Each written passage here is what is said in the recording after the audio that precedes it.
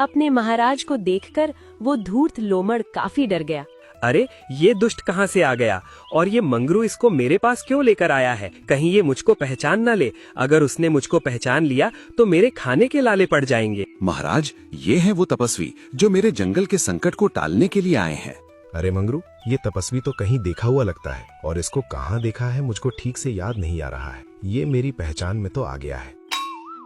अरे महाराज, हमारे तपस्वी जी की छवि इतनी सुंदर है कि जो भी इनको देखता है ऐसे ही बोलता है। महाराज ने उस तपस्वी को थोड़ा और गौर से देखा तो वो उस धूर्त पाखंडी लोमड़ को पहचान गया। अरे हाँ मंगरू, याद आ गया। ये तो मेरे जंगल का दुष्ट लोमड़ है। ये तुझको तपस्वी बनकर ठग रहा है। तू नहीं जानता, इसने मेरे जंगल में 100 से अधिक जानवरों को अपना शिकार बनाया था। अरे इस दुष्ट ने तो मेरा सारा भांडा फोड़ दिया। अब तो मुझको भागना ही पड़ेगा। अरे तपस्वी जी, क्या मेरे दोस्त महाराज ठीक कह रहे हैं? आपने इनके जंगल में जानवरों का शिकार किया था और आप कोई तपस्वी नहीं है। सच सच बताओ। मंगरू की इतनी बात सुनते ही वो धूर्त लोमड़ वहाँ से 9-2-11 हो गया।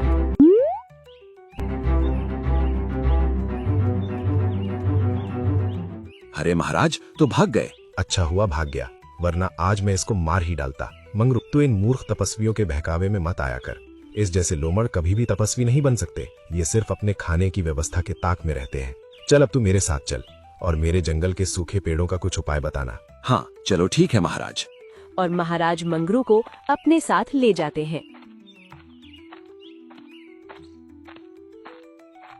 उस राजा के बच्चे ने मेरा सारा प्लान चौपट कर दिया। अच्छी खासी मेरी तंदूरी चिकन की दावत चल रही थी। पता नहीं नाश पिटा कहाँ से आ मरा और मेरे किए कराए पर पानी फेर दिया। मुझे महसूस हो रहा है कि मैं काफी थक गया हूँ। मुझको अब किसी पेड़ के नीचे बैठकर आराम कर लेना चाहिए। वो लोमड़ पेड़ के नीचे बैठा ही था, तभी उसके पास मंगरू के जंगल का गधा आ गया। अरे तपस्वी जी, आप यहाँ पर बैठे हो और मैं आपको पूरे जंगल में ढूंढ आया। अरे मूर्ख गधे, तेरा इतना साहस कि तुम मुझको तपस्वी कहकर मेरा मजाक उड़ाए। अरे बहरूपिया लोमड़, तुझ मुझको मूर्ख कह रहा है? तुझको थोड़ी बहुत शर्म भी आती है या नहीं? तू मेरे जंगल में ढोंगी बनकर आया और मेरे जंगल में जानवरों को मूर्ख बनाकर उनसे अपनी सेवा करवाता रहा। यहाँ तक कि तूने राजा से भी अपनी सेवा करवाई और तू मुझको मूर्ख कह रहा है। अरे गधे, मूर्ख ही तो थे तुम। जानवर जो मेरे बहकावे में आ गए। तुमको असली साधु और नकली साधु के बीच का फर्क ही नहीं पता, तो तुम मूर्ख ही हो। और मैंने मूर्ख को मूर्ख कह दिया, क्या गलत कहा मैंने? खैर कोई बात नहीं है, छोड़ो अब इन बातों को।